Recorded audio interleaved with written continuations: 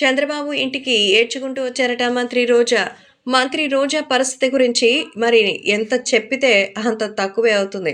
ఎందుకంటే పవన్ కళ్యాణ్ గారు జగన్మోహన్ రెడ్డి చేతి మీద ఉన్నటువంటి వెంట్రుక కూడా పీకలేడని వారి దారుణమైన మాటలు మాట్లాడారు.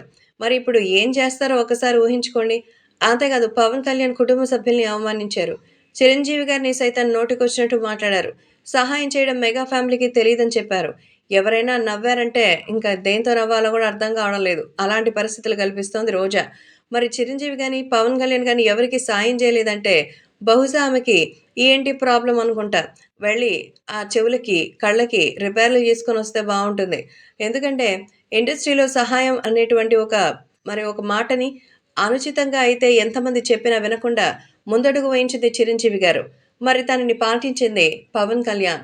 తనకొచ్చేటువంటి డబ్బులు పూర్తిగా ప్రజాసేవకే ఉపయోగించినటువంటి వ్యక్తి. చిన్న వయసు నుంచే తన స్వార్థం కంటే కూడా చుట్టూ ఉన్న వాళ్ళ అవసరాన్ని గుర్తించే వ్యక్తి పవన్ కళ్యాణ్ అనేది ఇండస్ట్రీ కూడా ఎప్పుడూ చెప్తూనే ఉంటుంది. మరి నిజంగా అసలు ఆమె ఒక సినిమా ఇండస్ట్రీ వైపు నుంచి వచ్చిందని చెప్పడానికే చాలా సిగ్గుచేటని స్వయంగా ఫిల్మ్ ఇండస్ట్రీ నుంచి వచ్చిన ఎంతోమంది నాయకులు చెప్తూ ఉన్నారు.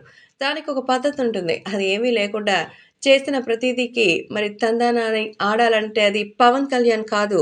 మీరింకెవరినైనా చూసుకోండి అంటూ జన సైనికులిచ్చిన తీర్పుకి రోజాకి దిమ్మ తిరిగిపోయింది. అందుకే పాపం రోజా భయపడి ఇప్పుడు చంద్రబాబు నాయుడు పంచన చేరినట్టుగా తెలుస్తోంది.